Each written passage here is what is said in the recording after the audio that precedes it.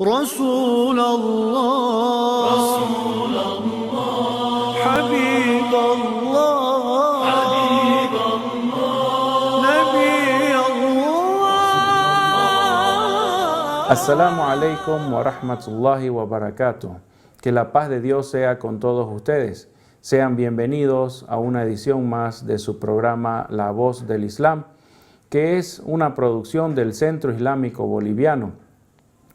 El Centro Islámico Boliviano es la primera institución islámica de nuestro país que viene funcionando desde hace aproximadamente 30 años y se dedica a la difusión del Islam en idioma español desde hace mucho tiempo, especialmente para la población boliviana, para aquellas personas que quieren conocer la verdad respecto del Islam y que no se conforman con versiones de segunda mano o con versiones distorsionadas por personas que puedan tener algún interés en perjudicar a los musulmanes o en distorsionar la imagen del Islam. El Centro Islámico Boliviano se dedica exclusivamente a la difusión del Islam en nuestro país a través de actividades culturales, actividades sociales, educativas y deportivas, todas encaminadas para que la población pueda conocer cuáles son los valores islámicos. Todo a través del seguimiento del Sagrado Corán y la sunna del profeta Muhammad sallallahu alaihi wasallam. Que la paz de Dios sea con él.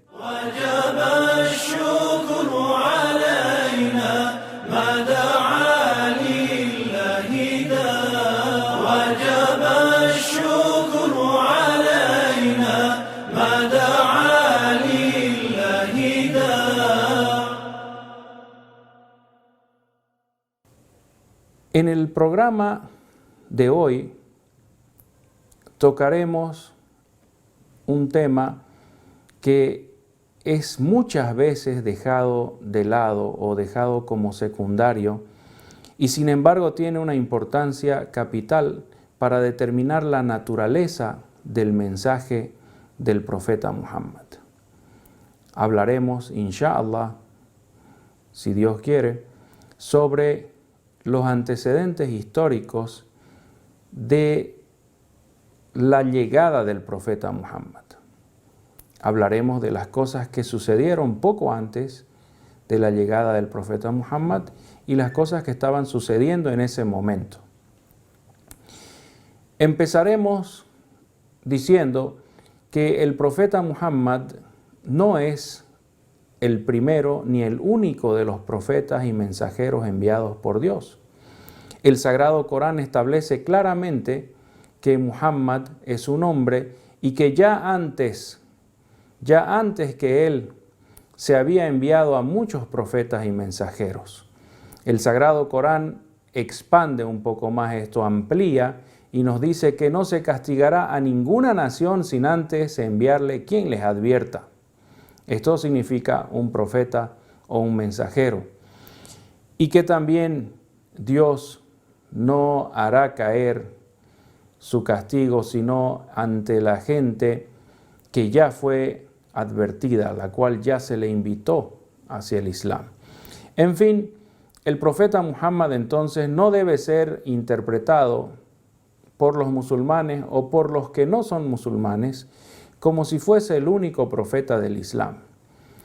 Entonces, para plantear el contexto, tenemos que ver que Muhammad vendría a ser el broche de oro o el cierre final de una larga serie de profetas y mensajeros que no solo estuvieron en el Medio Oriente, que no solo estuvieron entre las tribus semitas como los hebreos o los árabes, sino que estuvieron en todas partes del mundo.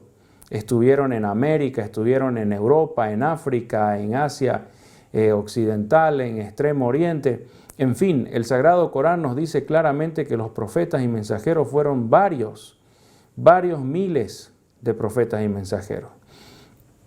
Mencionamos solamente para establecer, digamos, una continuidad. Mencionamos, por ejemplo, al profeta Noé, mencionamos al profeta Abraham, que sería un profeta en el Medio Oriente entre los hebreos. De la descendencia del profeta Abraham podemos mencionar a varios. Podemos mencionar al profeta Isaac, al profeta Jacob, al profeta Moisés, al profeta David, Salomón. Que la paz de Dios sea con todos ellos y muchos otros profetas y mensajeros. En fin, Muhammad, la paz y bendiciones de Dios sean con él, entonces no viene a establecer una fe, una creencia o una religión nueva, sino que viene a confirmar y a revivir una práctica religiosa antigua, una práctica religiosa original, primigenia, que nace con la misma humanidad, que viene aquí a la tierra con la llegada misma de Adán y Eva, la paz sea con ambos. El Islam no es fundado por Muhammad, ni es establecido por Muhammad o sus seguidores, sino que es una práctica religiosa antigua, es una forma de vida que se establece aquí en la tierra desde el mismo momento de la aparición de la humanidad. Y tiene varias versiones y tiene varios distintos caminos que comparten un factor común: el sometimiento a la voluntad de Dios. El profeta Muhammad nos dice: los profetas somos hijos de un solo padre y de varias madres distintas. El Padre es el Dios que nos envía y las madres son las naciones, las distintas naciones en las cuales nace cada uno de los profetas y mensajeros. Entonces, para el musulmán está más que claro que Muhammad es un eslabón más en una larga cadena, en una larga tradición de profetas que incluye a Jesús, a Juan el Bautista, a Moisés, a Abraham, la paz sea con todos ellos, y muchos otros profetas más. El profeta Muhammad dice en el hadiz, dice: el caso mío es como el caso de un hombre que construye un gran palacio, un edificio hermoso, que viene la gente desde muy lejos para admirarlo, y giran alrededor de él y observan sus esquinas y sus columnas. Pero en este edificio, en este palacio muy hermoso, falta un ladrillo, un pequeño ladrillo. Entonces la gente, admirándose del edificio, nota la ausencia, la falta de un ladrillo. Ese es el caso mío, dice: yo soy la piedra, el ladrillo, la pieza faltante en este edificio, que son los mensajes de los profetas y mensajeros de Dios. Entonces la gente decía: ojalá lo hubiera puesto este ladrillo, esta piedra más que falta aquí, esta pieza de construcción que falta en este precioso palacio. Entonces el profeta Muhammad era la piedra de construcción que faltaba en el palacio, en el hermoso edificio que es la palabra de Dios, que es el mensaje de Dios para la humanidad.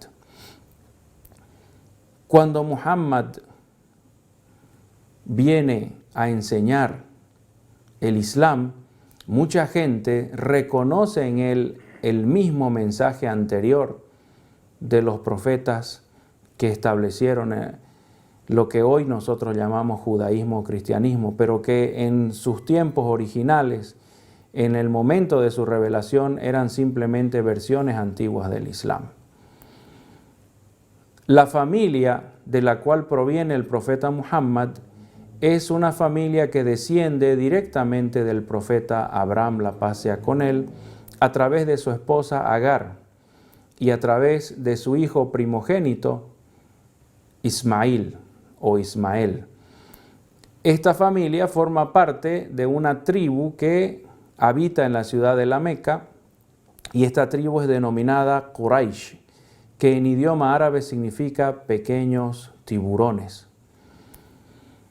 La tribu de Quraysh desciende del profeta Abraham a través de su hijo Ismael y pobló el valle desértico de la Meca desde tiempos muy antiguos.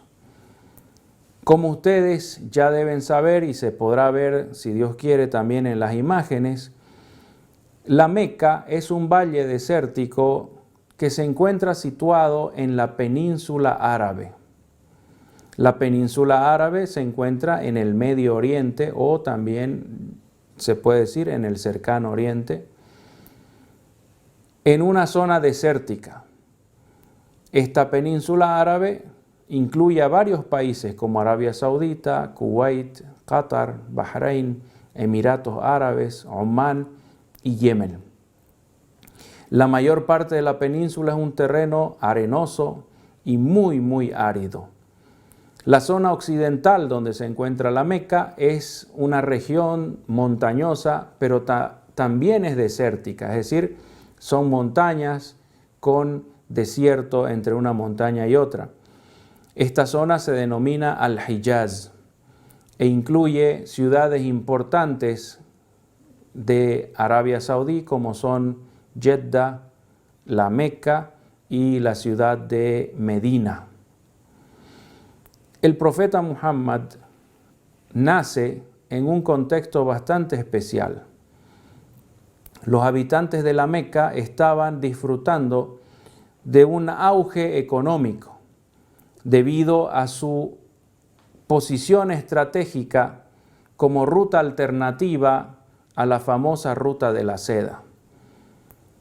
Como ustedes sabrán, la ruta de la seda unía China con el mar Mediterráneo, con el Medio Oriente y con Europa.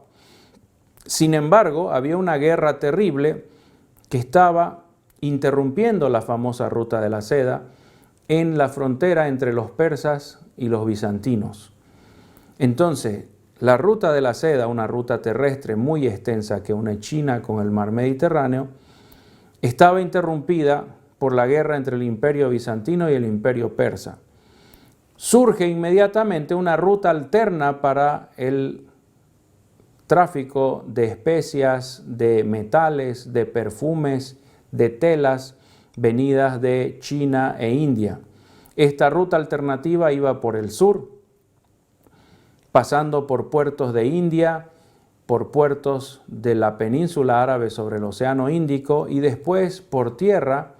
En caravanas de camellos a través del desierto se transportaba estas importantes mercancías desde los puertos del sur de Arabia hasta los puertos del Mediterráneo en Palestina, Siria, Egipto o la actual Turquía.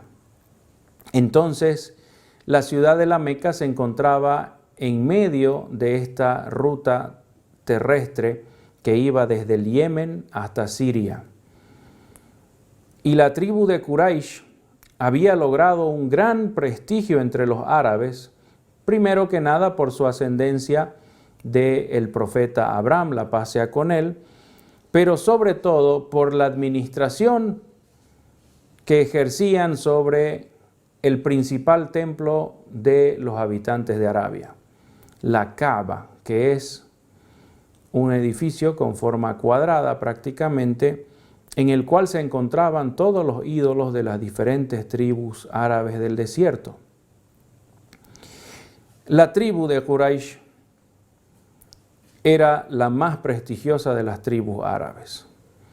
Y ese prestigio le permitió establecer una serie de pactos, de treguas, que le permitían trasladar las mercaderías desde el Yemen hasta Siria e introducirlas en territorio del Imperio Romano de Oriente o Imperio Bizantino. Esta habilidad político-diplomática de la tribu de Quraysh, esta reputación que tenían de ser la más alta nobleza de los árabes, les permitió establecer esta ruta comercial con bastante seguridad, en una zona desértica donde abundaban los asaltos y los ataques por parte de los beduinos. ¿Quiénes son los beduinos? Una palabra que se escucha mencionar por aquí y por allá. Los beduinos son los habitantes árabes del desierto, que no tienen casas, es decir, que no construyen con piedra ni con adobes, sino que viven en tiendas, en carpas hechas de piel o de lana, de oveja o de camello, y se trasladan de un lugar a otro. Podríamos, utilizando un ejemplo moderno, podríamos decir que son como los gitanos que son nómadas. Entonces estos beduinos poblaban el desierto árabe y cuando decidían atacar o asaltar una caravana era muy difícil repelerlos y esa caravana estaba en peligro. Entonces la tremenda reputación de Quraysh, la nobleza, el carácter aristocrático del cual gozaba esta tribu, les permitía estar prácticamente a salvo de estos ataques beduinos. Eso respecto a los antecedentes históricos a la península árabe y a lo que viene a suceder antes del nacimiento y la llegada del profeta Muhammad sallallahu alaihi wasallam. Que la paz de Dios sea con él. Pero hay más en nuestro programa y les invitamos a seguir con las diferentes secciones y partes de nuestro programa La Voz del Islam.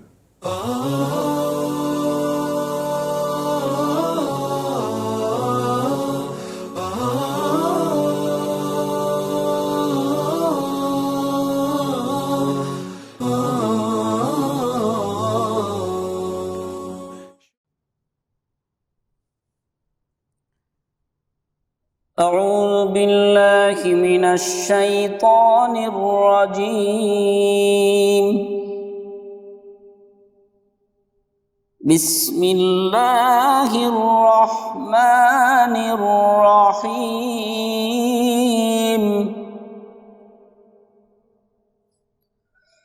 قل هو الله أحد الله الصمد لم يلد ولم يولد ولم يكن له كفوا أحد. صدق الله العظيم.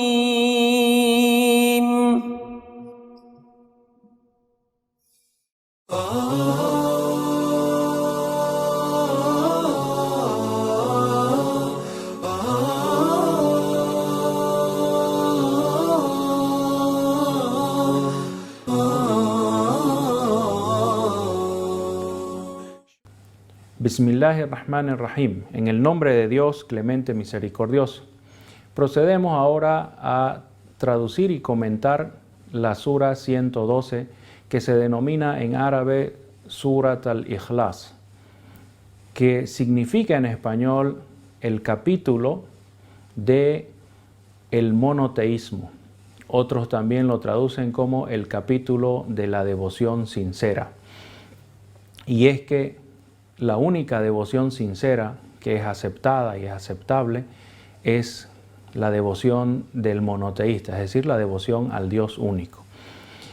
Esta sura viene en respuesta a unas preguntas que se le hizo al profeta Muhammad, la paz y bendición de Dios sean con él.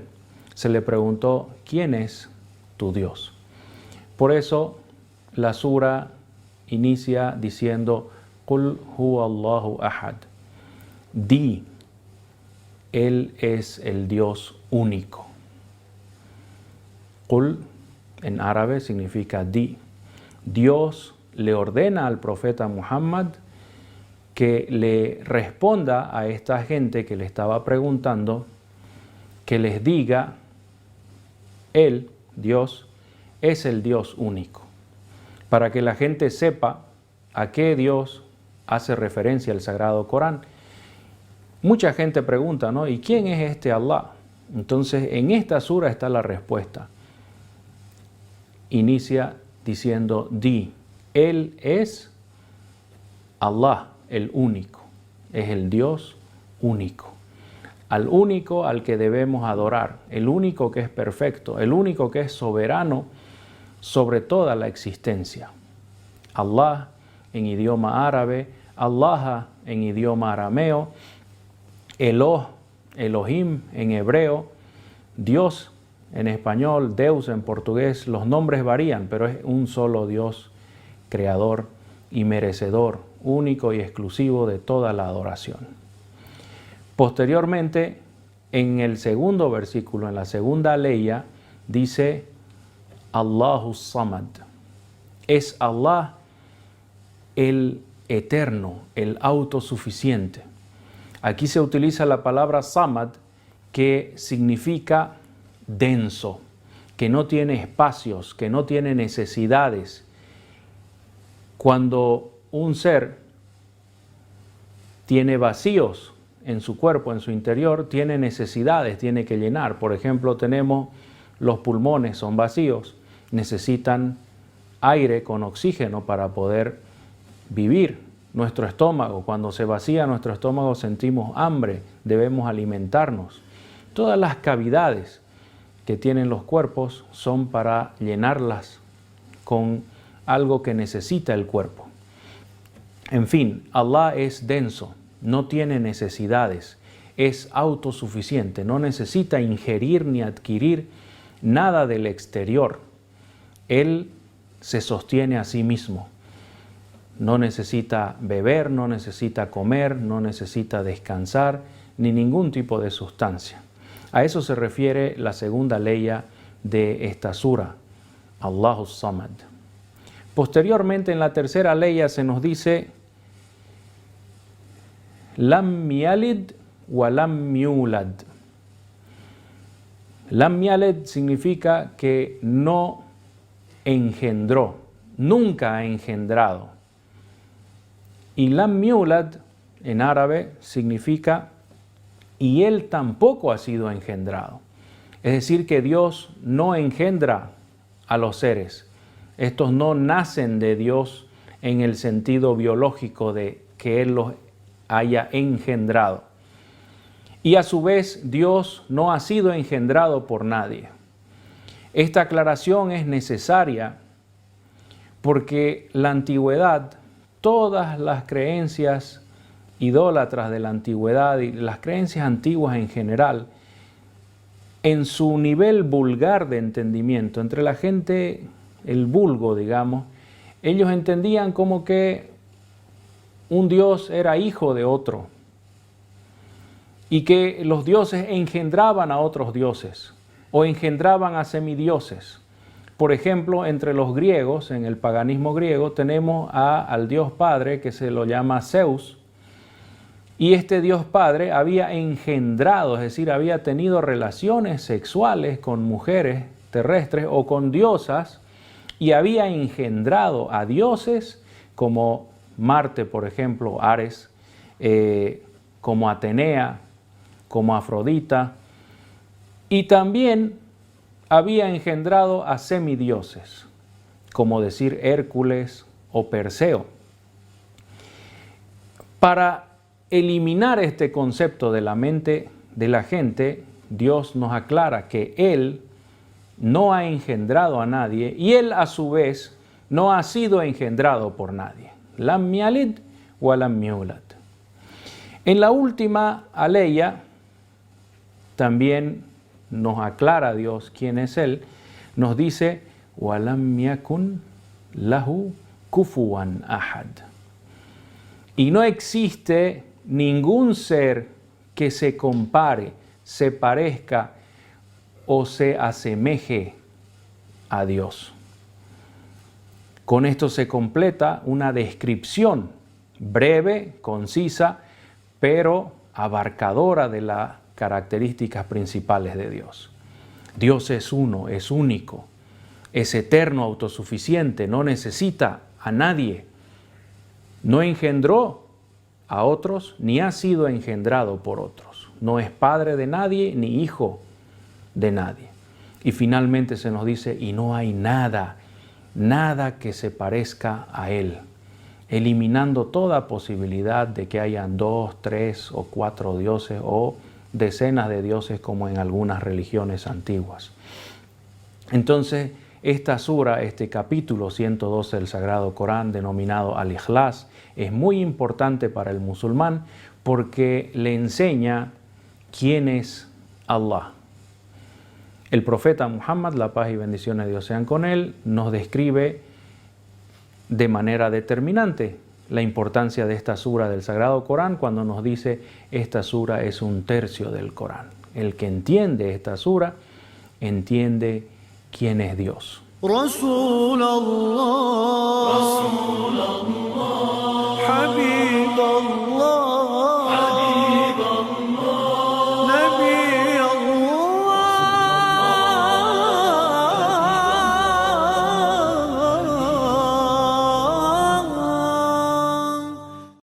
Conocí sobre el Islam hace aproximadamente 10 años. Esto empezó netamente por lo que es una necesidad de rezo en comunidad. Yo nací católico, estudié en colegios católicos, fui muy apegado a las actividades de la iglesia en sí y en las cuales fueron inculcando valores morales y sociales muy fuertes. Entre estas enseñanzas que teníamos, sabía de que teníamos que rezar en comunidad para no perder el camino. Cuando uno reza en comunidad no pierde el mensaje ni distorsiona el mensaje que Dios nos envía.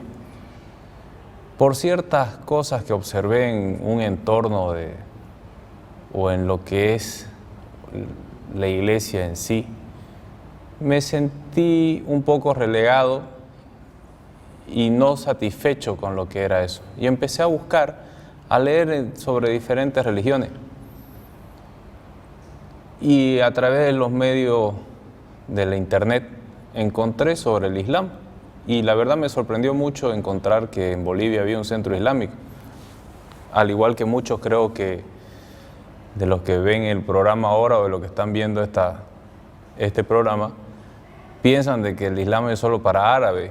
De la misma forma pensaba yo.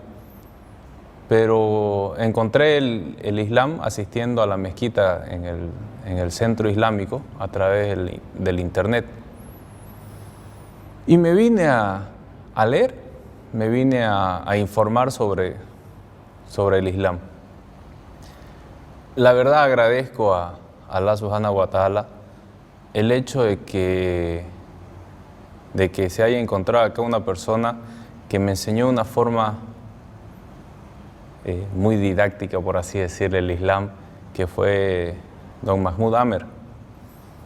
Él me enseñó de que el Islam es una vivencia con Dios directa, de que el Islam no es complicado si uno sabe razonar, y todos los hombres como creación de Dios sabemos razonar y sabemos pensar, y que nuestro Islam se va viviendo y se va creciendo según nuestros conocimientos.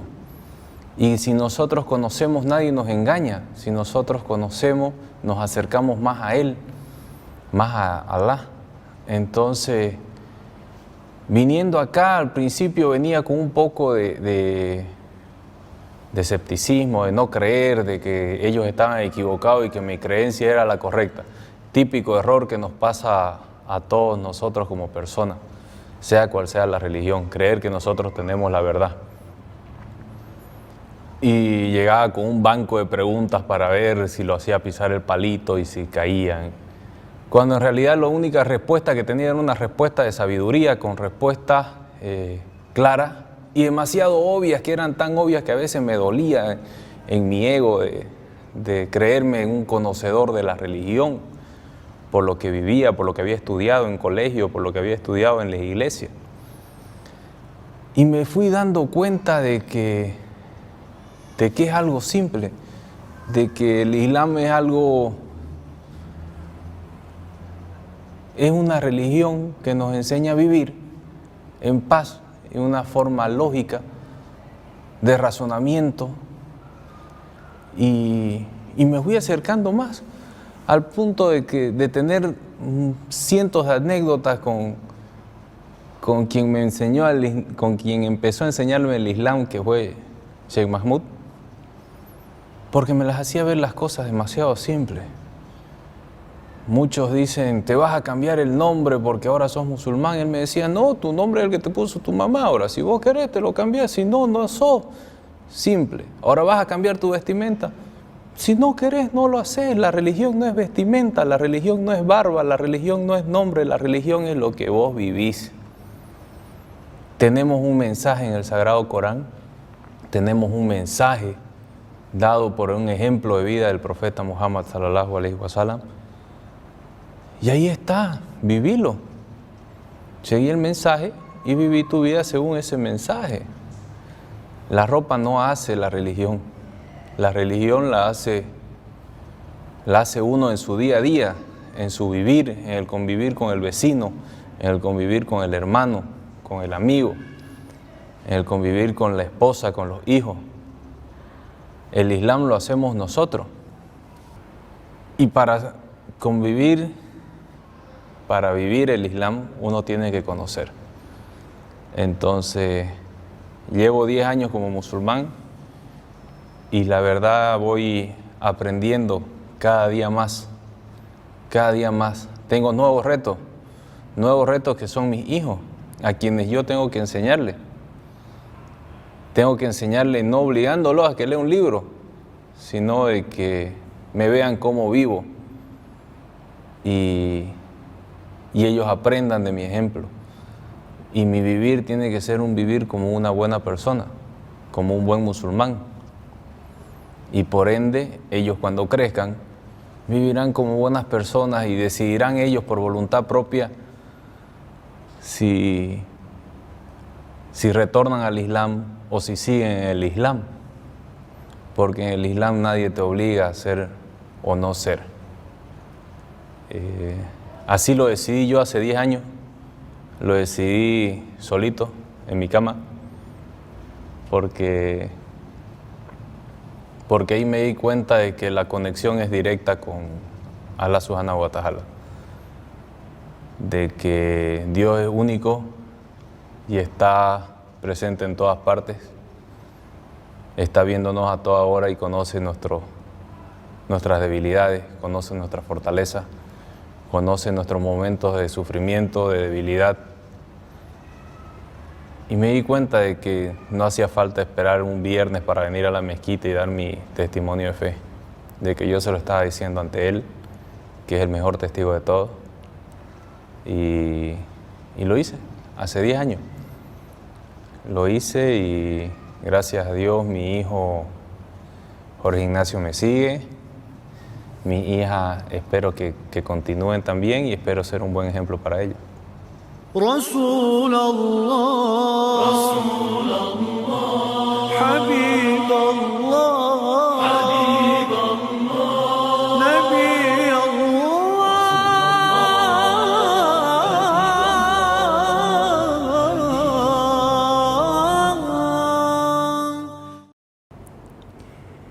Ciertamente las alabanzas son para Allah subhanahu wa ta'ala. Solo a Él nos encomendamos. Solo a Él pedimos la guía, solo a Él pedimos perdón, solo a Él alabamos. Aquel a quien Allah guía, nada ni nadie lo puede desviar.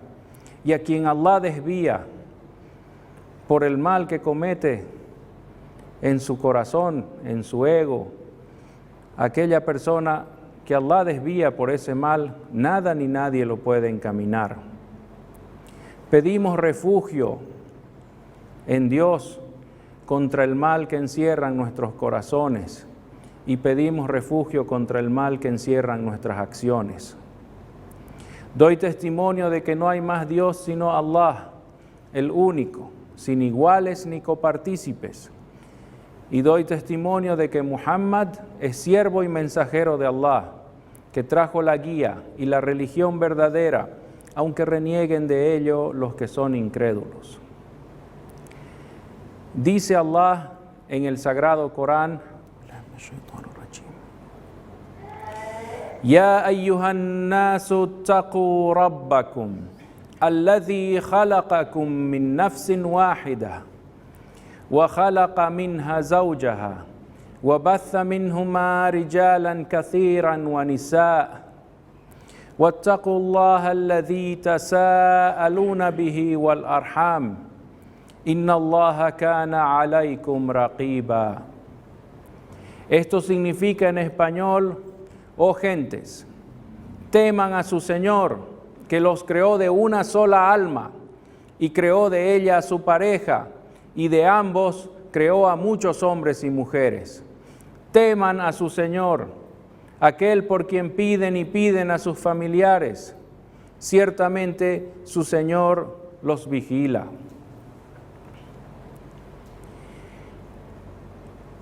Cuando nosotros hacemos el testimonio de fe, nadie nos apura, nadie nos presiona, nadie nos puede obligar. El Islam no se impone por la fuerza sobre una persona. El Islam tampoco se puede comprar por algún interés.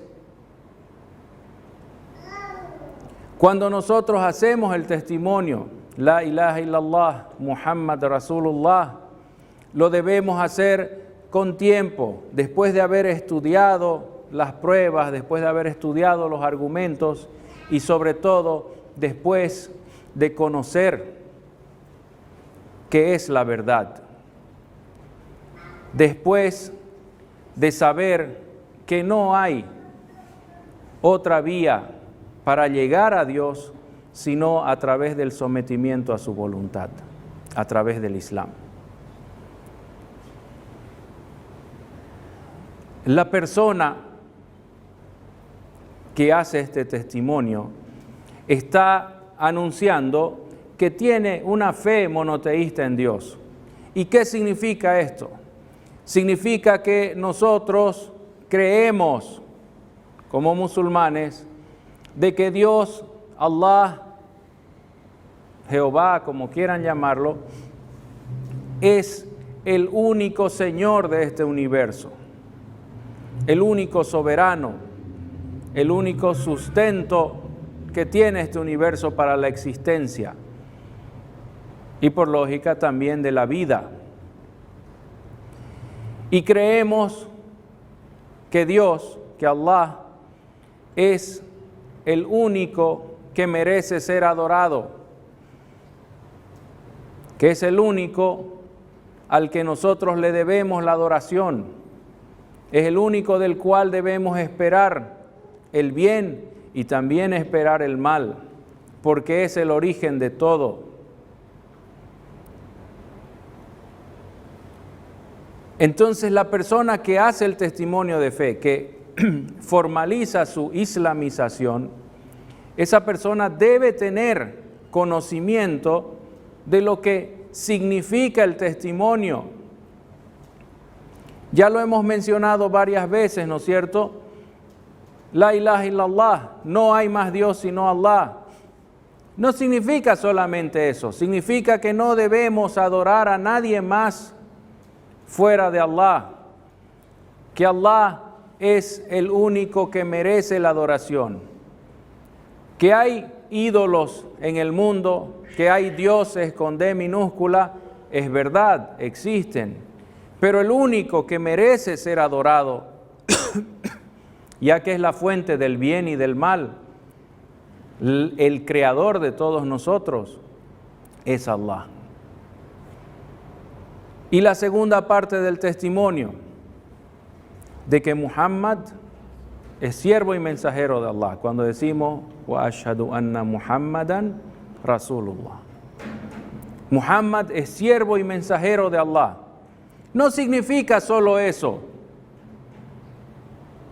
La gente no necesita que les informemos eso.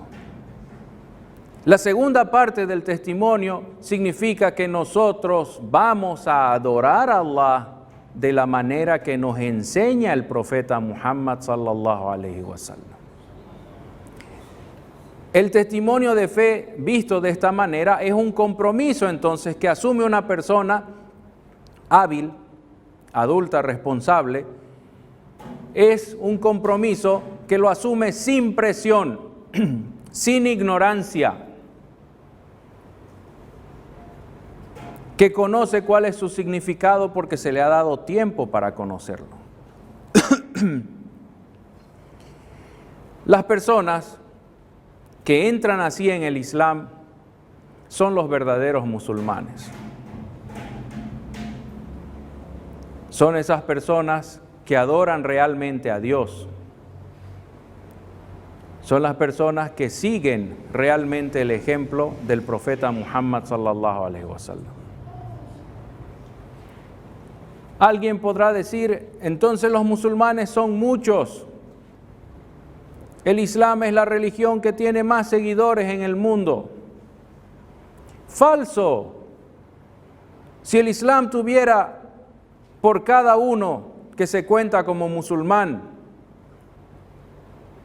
si el Islam tuviera la colaboración, la participación de cada uno de los 1.700 millones de musulmanes que se cuentan en el mundo, la situación del mundo sería diferente. Imagínense, es más de 1/4 parte de la humanidad. Si hay tantos musulmanes en el mundo, ¿por qué el mundo está cada día peor? ¿Por qué hay más guerras? ¿Por qué hay más engaños? Esa es una pregunta que mucha gente se la hace, mucha gente que no es musulmana, y nos las dicen a nosotros, nos las tiran en nuestra cara. Cuando les hablamos del Islam, decimos el Islam es así, el Islam es asá. Nos dicen, pero ¿y cómo ustedes se están matando? ¿Cómo es que los musulmanes llenan las cárceles?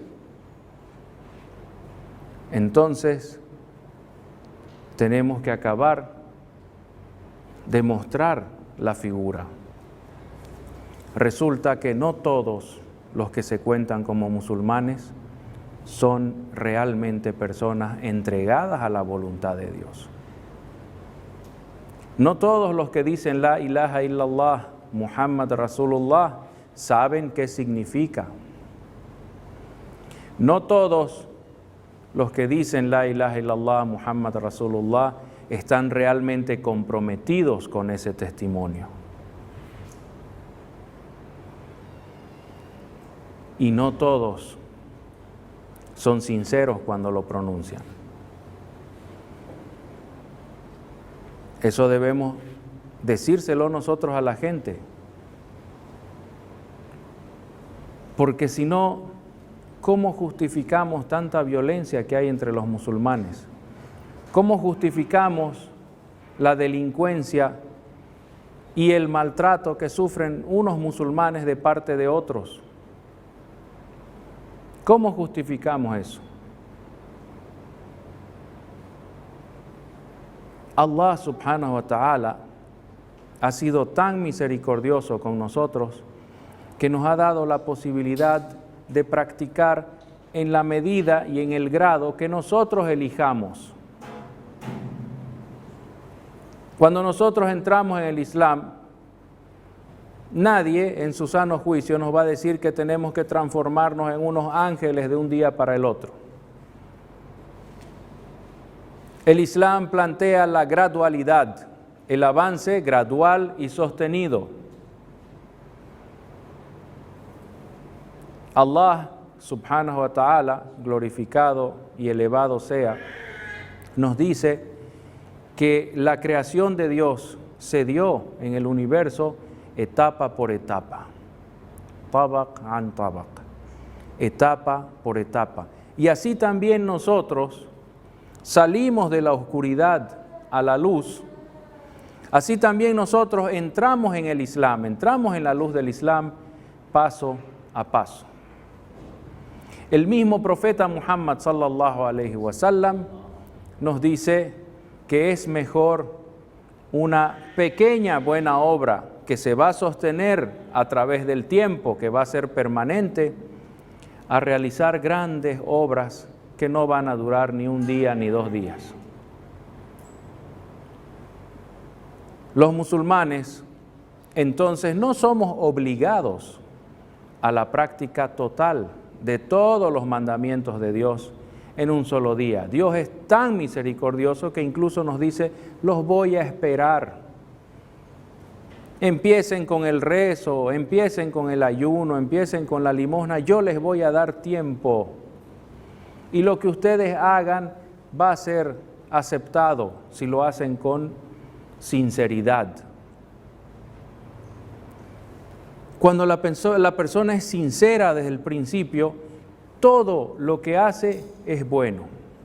El profeta Muhammad sallallahu alaihi wasallam dice, es sorprendente el caso del creyente.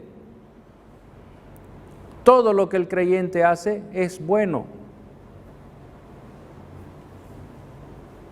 ¿Cómo podemos explicar eso? Si vemos que hay muchos musulmanes que hacen el testimonio de fe y son maleantes, son estafadores, falsifican documentos, falsifican esto, engañan, asaltan, roban, son adúlteros. ¿Cómo explicamos? Resulta que el profeta Muhammad sallallahu alaihi wasallam hizo una diferenciación bien clara entre lo que es el Islam y lo que es la fe. Laisa kullu muslim mu'min. No todo musulmán que hace el testimonio de fe es un creyente. El creyente forma parte de una élite entre los musulmanes que es sincera con Dios en cada una de las cosas que dice y evita los pecados y trata de cumplir sinceramente con todas las obligaciones. Nosotros debemos aspirar a ser parte de esa élite. Nunca debemos ir a ser mediocres, a estar entre el montón. Allah subhanahu wa ta'ala nos dice en el Sagrado Corán, Estabiqul khairat. ¿Qué significa estabiqu? Es una palabra árabe que significa compitan entre ustedes, apresúrense, pesquen las buenas obras. Viene del origen de la palabra sibaq, que significa competencia. Sabaqa significa pasar a alguien, competir con él y adelantársele. Los sahaba, radiyallahu anhum, los sahaba así entendían que era el Islam. Ellos competían entre sí, pero para hacer buenas obras. Cuando los sahaba preguntaban, radiyallahu anhum, ¿cuánto reza el profeta de noche? ¿Cómo ayuna el profeta? ¿Qué hace el profeta en su casa? Sallallahu alaihi wasallam. No era para ser chismosos como nosotros. ¿Que dónde está? ¿Que por qué salió? ¿Que por qué entró? Seguro que esto, seguro que el otro. No, los sahaba querían seguir el ejemplo del primer corredor en la carrera, del profeta Muhammad sallallahu alaihi wasallam. Ellos sabían que para competir y tomar ventaja, la única manera la dijo Dios. Dios la dijo en el Sagrado Corán. Que sigamos los mandamientos que nos da el profeta Muhammad sallallahu alaihi wasallam y evitemos lo que nos prohíbe. Judú ma atakum. Tomen lo que Él les da. Wa ma nahakum anhu fantahu. Y aquello que Él les prohíbe, dejen de hacerlo, evítenlo. Esas palabras del Sagrado Corán son tafsir para el testimonio de fe. Cuando nosotros decimos Ashhadu anna Muhammadan Rasulullah, Allah subhanahu wa ta'ala nos dice, ¿sabes qué significa eso? Significa que tú vas a tomar lo que Él te dé y vas a evitar lo que Él te prohíba. De manera clara. Cuando nosotros hacemos el testimonio de fe, ya sea para formalizar que somos musulmanes, o en el día a día cuando estamos rezando, cuando hacemos el salah, ¿no es cierto? Estamos sentados en lo que se llama el tashahhud. Todos los días, 5 veces al día, por lo menos. 8 veces, porque hay 3 rezos donde se hace 2 tashahhud, ¿no es cierto?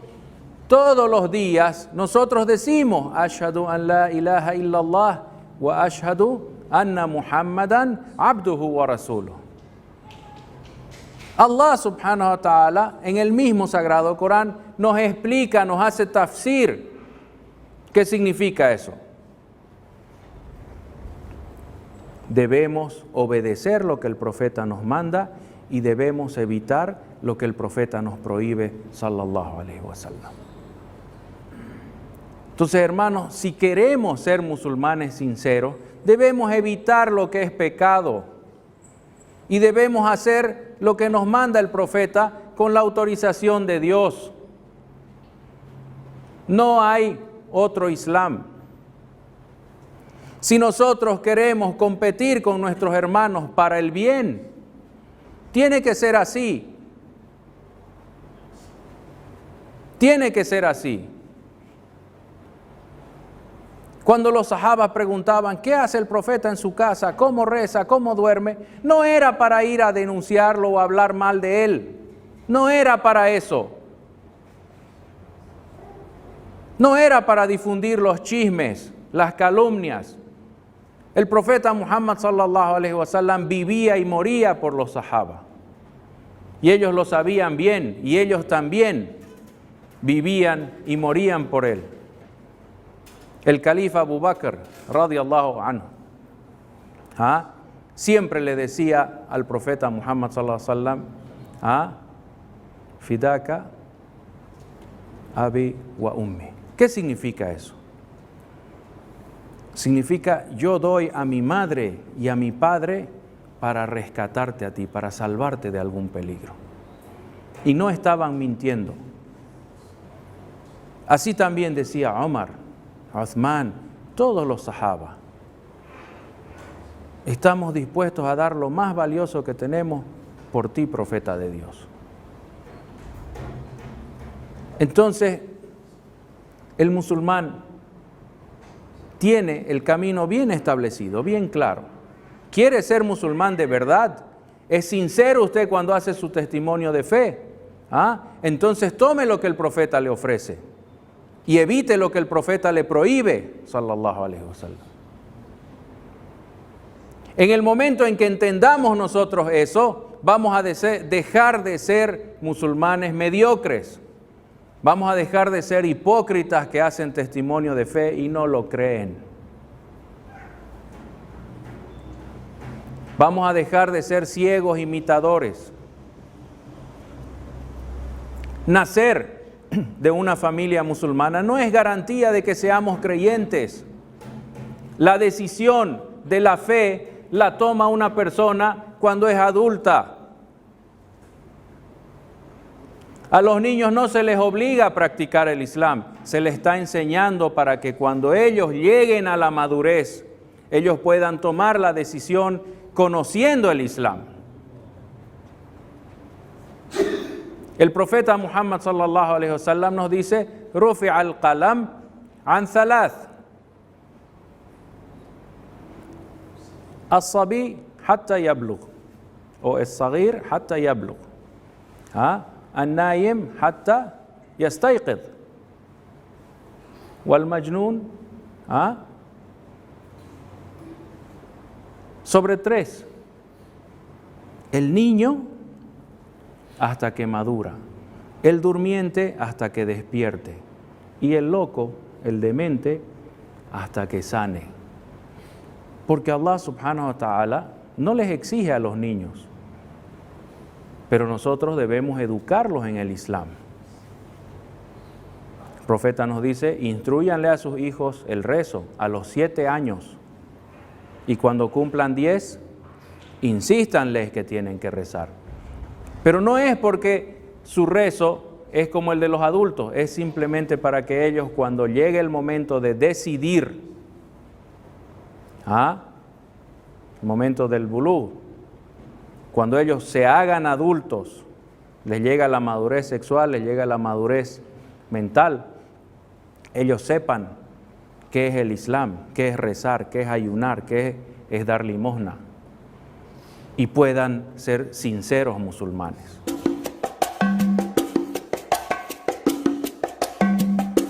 طلع البدر علينا من ثنيات الوداع وجب الشكر علينا ما دعا لله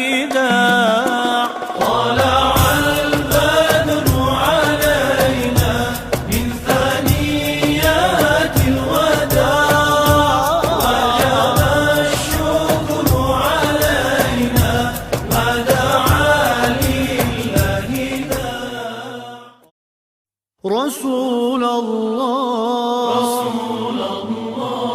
حبيب